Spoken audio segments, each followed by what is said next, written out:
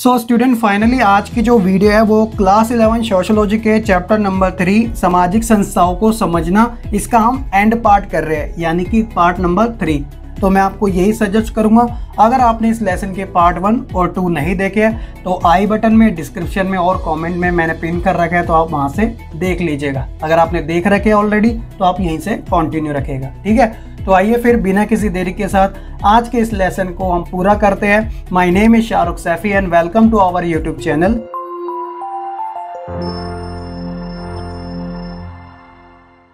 देखिए क्या था कि लास्ट 2 वीडियो में मैंने आपको जो सामाजिक संस्थाएं बताई थी वो अनौपचारिक तरीके की दी, जैसे कि परिवार के बारे में, विवाह के बारे में, नातेदारी के बारे में। तो ये सारी चीजें जो समाज में प्रचलित थी वो अनौपचारिक तरीके से थी। अब हम बात करेंगे इस वीडियो के एंड पार्ट में, वो है हमारी औपचारिक सामाजिक संस्थाओं के बारे में। तो देखिए वो कौन कौन सी होती है। तो जैसे कि कार्य और आर्थिक जीवन यानी कि वर्क एंड फाइनेंशियल लाइफ होगी, नागरिक अधिकार जिसे हम सिविल राइट्स कहते हैं, धर्म यानी रिलीजन, राजनीति यानी पॉलिटिकल, शिक्षा यानी एजुकेशन और श्रम विभाजन यानी कि वर्क का डिवीजन। तो ये सारी चीजों के बारे में आज की इस वीडियो में हम जानेंगे। तो फिर शुरू करते हैं। सबसे पहले जो हमारा मेन टॉपिक है वो है कार्य से, यानी कि वर्क लाइफ से संबंधित। तो आप अपनी स्क्रीन पर देख सकते हैं कार्य और आर्थिक जीवन। तो सबसे पहले हम यही जानेंगे कि व्हाट इज वर्क, यानी कि कार्य क्या होता है। देखिए कार्य जो है वो शारीरिक यानी कि फिजिकल और मानसिक यानी कि मेंटल परिश्रमों यानी आपका हार्डवर्क के द्वारा किए जाने वाला वेतन प्राप्त और मुफ्त सेवा द्वारा परिभाषित किया जा सकता है। आप किस लिए कार्य करते हो? कुछ कार्य ऐसे होते हैं जिसके बदले आपको वेतन मिलता है यानी कि पैसा मिलता है, और कुछ कार्य आप ऐसे भी करते हो जिसके बदले आपको सिर्फ सेवा करनी पड़ती है, उसका आपको वेतन नहीं मिलता। तो इस प्रकार हम कार्य को परिभाषित कर सकते हैं। आगे हम जानते हैं कार्य के आधुनिक रूप और श्रम विभाजन के बारे में। तो देखिए क्या है कि जैसे जैसे समय बढ़ रहा है ना, तो वैसे वैसे कार्य जो है यानी जो वर्क है उसमें भी हमें परिवर्तन देखने को मिल रहा है। वो किस प्रकार है उसी के बारे में हम बात करते हैं। तो सबसे पहला इसका पॉइंट वो है अत्यधिक जटिल श्रम में विभाजन। तो देखिए इसमें क्या है कि आप जानते थे कि जो पहले जो लोग काम करते थे वो ज्यादातर प्राथमिक क्रियाओं से जुड़ा हुआ करते थे। प्राथमिक क्रियाएं जैसे कि खेती बाड़ी वाला, ठीक है ना, कृषि से संबंधित। तो उसमें क्या करते थे हम, श्रम का विभाजन होता था। लेकिन अब क्या हो रहा है, अब ज्यादातर जो काम होते हैं वो हमें किस प्रकार के देखने को मिलते हैं, वो हमारा सेकेंडरी एक्टिविटी जिसे हम औद्योगिकरण से यानी इंडस्ट्रियलाइजेशन से जुड़ा हुआ मानते हैं। तो इसके अंदर काम का विभाजन ज्यादा होता है, क्योंकि क्या होता है कि जो मशीनें होती है वह 99% काम खुद ही अकेले कर जाती है और 1% उसमें सिर्फ मनुष्य की आवश्यकता होती है। तो इस कारण श्रम का विभाजन जो अंतर है वो कुछ ज्यादा ही देखने को मिल रहा है। दूसरा है कार्य के स्थान में भी परिवर्तन देखने को। तो देखिए इसमें क्या होता था कि पहले जैसे मैंने अभी आपको बताया कि लोग कृषि ज्यादा किया करते थे, हमारा इतिहास में कुछ इस प्रकार का है। लेकिन जब से यहाँ पे औपनिवेशिक काल आया था यानी कि जब अंग्रेजों का शासन था, तो वह यहाँ पर औद्योगिकरण लाए, जिस कारण आज का जो वर्तमान समय है वो पूरा विश्व जो है वो औद्योगिकरण की चपेट में आ चुका है। तो इस कारण कार्य के स्थान में भी परिवर्तन देखने को मिला है कि भारत भी अब प्राथमिक क्रियाओं से दूसरी क्रियाओं यानी कि सेकेंडरी एक्टिविटी के ऊपर ज्यादा फोकस करता है। तीसरा है औद्योगिक प्रौद्योगिकी में विकास। तो ये बात तो सबसे ज्यादा एप्लीकेबल होती है काम के ऊपर कि जैसे जैसे समय बढ़ रहा है वैसे वैसे जो इंडस्ट्री है उसके अंदर टेक्नोलॉजी का भी विस्तार ज्यादा हो रहा है। आज हम ऑनलाइन तरीके से पढ़ भी रहे हैं तो ये भी टेक्नोलॉजी में आता है। तो इस कारण काम जो है वह काफी तेजी से बढ़ता जा रहा है। और जो चौथा है वो है पूंजीपतियों के कारखाने। तो एग्जाम्पल के तौर पे जैसे भारत में हम कहते ही है कि टाटा, बिरला, अंबानी, तो जो बड़े बड़े पूंजीपति है उनकी इतनी सारी क्या होती है, इंडस्ट्री होती है। तो इसके अंदर जो लेबर लगी होती है वो काम करती है और अपना रोजगार पाती है। तो इस प्रकार जो पूंजीपतियों के कारखाने भी बहुत जगह ज्यादा देखने को मिल रहे हैं। और इसके बाद हम बात करते हैं वो है विशिष्ट कार्य के अनुसार वेतन। तो विशिष्ट कार्य यानी कि आप किस कार्य में ज्यादा स्पेशल हो। अगर आप किसी भी कार्य में ज्यादा नॉलेज रखते हो, एक्सपीरियंस है, तो आपको उन्हीं के अनुसार वेतन मिलता है। आप चाहो तो गूगल जैसी बड़ी कंपनियों में भी जॉब कर सकते हो, आप चाहो तो अपने ही कार्य के अनुसार कॉल सेंटर भी आपके लिए खुले हैं। बस फर्क इतना है कि आप किस काम में कितने ज्यादा निपुण हो, कहने का मतलब एक्सपीरियंस हो, ठीक है। और जो लास्ट है वो है प्रबंधकों द्वारा कार्यों का निरीक्षण। तो प्रबंधक मतलब होता है मैनेजर। तो मैनेजर का काम ही ये होता है कि काम को मैनेज करना। तो इसलिए वह समय समय पे निरीक्षण करता है काम का और सलाह भी देता है, सजेशन भी करता है और साथ ही डायरेक्शन भी बताता है। तो इसलिए प्रबंधकों द्वारा कार्यों का निरीक्षण भी किया जाता है। तो ये थे आधुनिक रूप में जो कार्य है उनका श्रम विभाजन। तो आई होप कि आपको हर एक टॉपिक अच्छे से अब समझ आ चुका हो। इसके बाद हम बात करते हैं कुछ ऐसे टॉपिक्स के बारे में जो काफ़ी शॉर्ट है, जैसे कि राजनीतिक संस्था यानी कि पॉलिटिकल इंस्टीट्यूशन। तो देखिए राजनीतिक संस्था क्या होती है, जो सोसाइटी है यानी जो हमारा समाज है उसमें सबसे ज़्यादा इंपॉर्टेंट मानी जाती है, क्योंकि शक्ति और सत्ता के सहायते पर, यानी कि दोनों का मीनिंग एक ही है, पर्यायवाची यानी कि पावर, तो इसके सहारे पर ये क्या करती है, शासन करती है हमारे समाज के ऊपर। जैसे बेस्ट एग्जांपल कि एक लोकतंत्र के अंदर जनता क्या करती है, चुनाव करती है एक ऐसे प्रतिनिधित्व का जो कि उस समाज में रह रहे लोगों के बारे में अच्छा सोच सके, उनका कल्याण कर सके, उनकी समस्याओं को जानकर उनका निवारण कर सके।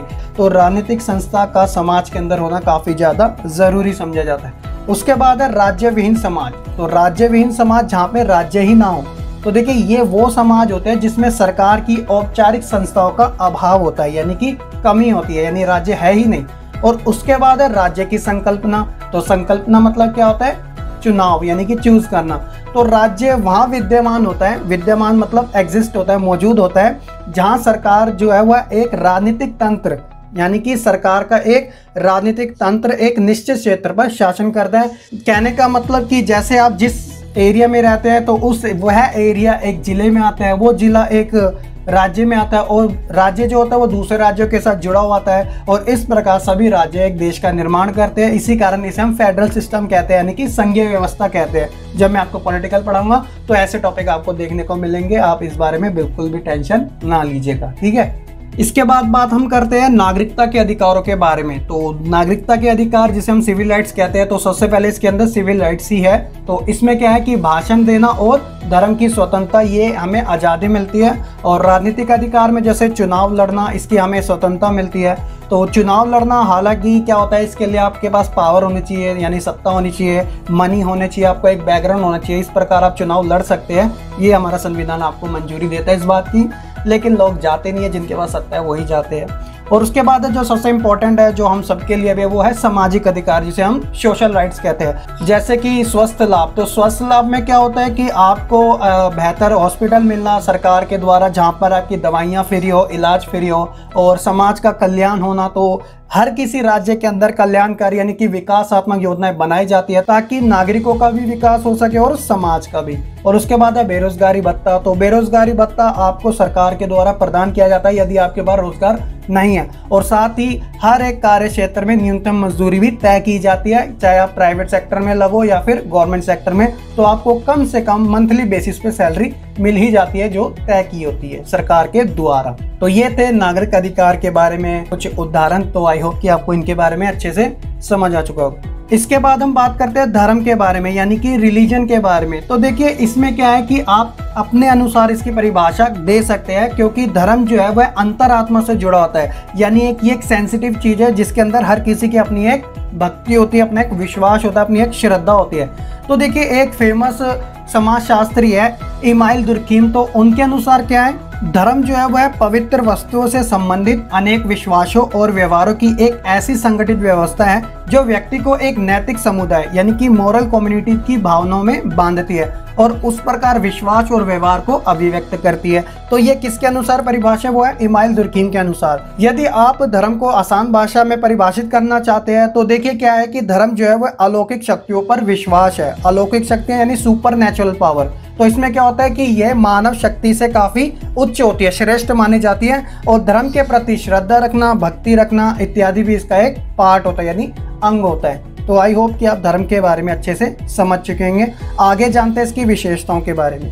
देखिए धर्म की विशेषताओं में सबसे पहले क्या बात की जा रही है, वो है श्रेष्ठता की भावना। देखिए हर किसी के अनुसार अपने धर्म को हर कोई व्यक्ति उच्च रखता है। क्यों रखता है? क्योंकि उसके साथ उसकी भावना रखी होती है। तो हर एक की नज़र में उसका धर्म सबसे उच्च होता है, इसलिए उसके धर्म में श्रेष्ठता की भावना पाई जाती है। दूसरा है धार्मिक व्यवहार। धार्मिक व्यवहार जैसे कि भगवान के लिए पूजा पाठ करते हैं, यज्ञ करते हैं, सत्संग करते हैं, तो ये सारी चीजें धार्मिक व्यवहार से जुड़ी होती है। और उसके बाद है अनुष्ठान यानी कि समारोह जिसे हम कहते हैं, तो धार्मिकता से जो जुड़ा होता है। तो आप भी जानते हैं कि भारत के अंदर अलग अलग त्यौहार मनाए जाते हैं अलग अलग धर्म विशेष के लिए, जैसे कि गुरपुरब हो गया सिख समुदाय के लिए, मुहर्रम ईद हो गया मुस्लिम समुदाय के लिए, और हिंदू समुदाय के लिए बहुत सारे ऐसे त्यौहार मनाए जाते हैं। कुछ स्पेशल के उदाहरण जैसे होली मनाना, दिवाली मनाना, तो ये सारी चीजें धार्मिक समारोह में इंक्लूड की जाती है। और उसके बाद है विश्वासकर्ताओं का एक समुदाय। तो विश्वासकर्ताओं का एक समुदाय से मतलब कि कुछ लोग ऐसे होते हैं जो धर्म के प्रति कुछ ज़्यादा ही भावना रखते हैं, जैसे वह गुणगान करवाते हैं, सत्संग करवाते हैं, खाना बंटवाते हैं। तो ये सारी चीज़ें विश्वासकर्ताओं के एक समुदाय में समाहित हो जाती है।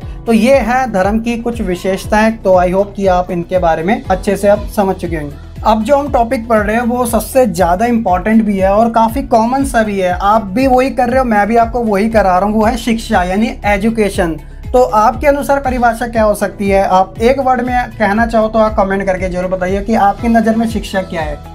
तो देखिए, शिक्षा का जो अर्थ है वो शिक्षा जो है संपूर्ण जीवन चलने वाली वह प्रक्रिया होती है जिसमें सीखने की औपचारिक यानी ऑफिशियल और अनौपचारिक यानी कि अनऑफिशियल दोनों प्रकार की संस्थाएं शामिल होती है। तो ये शिक्षा का अर्थ कहलाता है। आप स्कूली शिक्षा भी ग्रहण करते हैं, आप परिवार से जुड़ी, पड़ोस से जुड़ी और समाज से जुड़ी शिक्षा भी आप ग्रहण करते हैं। तो यही आपकी ऑफिशियल और अनऑफिशियल शिक्षा कहलाती है।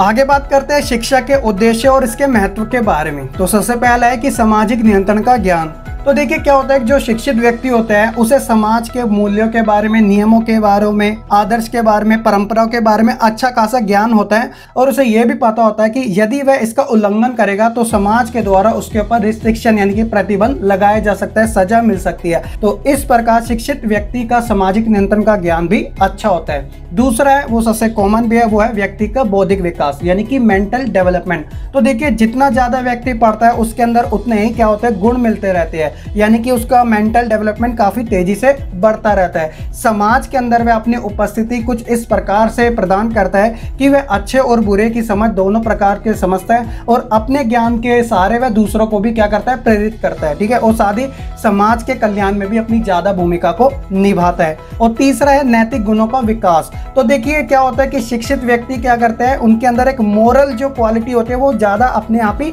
डेवलप होने लग जाती है। देखिए क्या होता है कि आप बहस नहीं करोगे, आप छोटी छोटी बातों पर रिएक्ट नहीं करोगे यदि आप शिक्षित हो, क्योंकि आपको पता है कि ये सारी जो चीजें हैं वह एक फालतू की चीज है जिसका आपका कोई लेना देना नहीं है। तो इस प्रकार शिक्षित और अशिक्षित में यही फर्क देखने को मिलता है कि उनके अंदर जो होता है वो नैतिक गुणों का विकास अधिक होता है। हालांकि अब बात यहाँ पर एक चीज का ये भी है कि ऐसा नहीं है जो अशिक्षित है कि वह है अच्छी समझ नहीं होगी, ऐसी बात नहीं है। संस्कार अच्छे होने चाहिए तो हर जगह व्यक्ति सही होता है। ठीक है, और चौथा है समाजीकरण में सहायक। तो समाजीकरण यानी सोशलाइजेशन। तो क्या होता है कि जो बच्चा होता है उसका जो पहला जो स्टेप होता है उसका समाजीकरण का वो होता है उसका परिवार, जो कि उसे अनौपचारिक शिक्षा देता है, उसे समाज के तौर तरीके समझाता है। और दूसरा समाजीकरण है वो है उसका स्कूली शिक्षा। तो स्कूली शिक्षा के अंदर में हर वो चीज सीखता है जो कि उसे आने वाले समाज में काफी योगदान देनी होती है और साथ ही समझना पड़ता है। तो इसलिए ये समाजीकरण में भी काफी ज्यादा सहायक होती है। तो ये थे शिक्षा के उद्देश्य और महत्व के कुछ पॉइंट, तो आपको अच्छे से समझ आ रहे होंगे।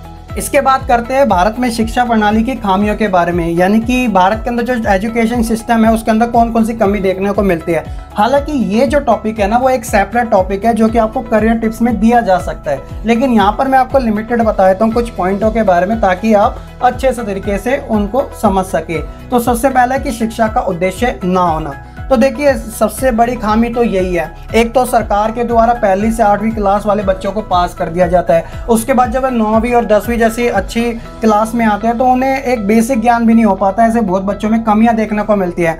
तो जो उद्देश्य है वो पूरा नहीं हो पाता, यानी समझ जो है बच्चों में अभी भी पैदा नहीं हो पा रही है। तो आप समझ सकते हैं इस चीज़ के बारे में। और दूसरा है शिक्षा पर कम खर्च।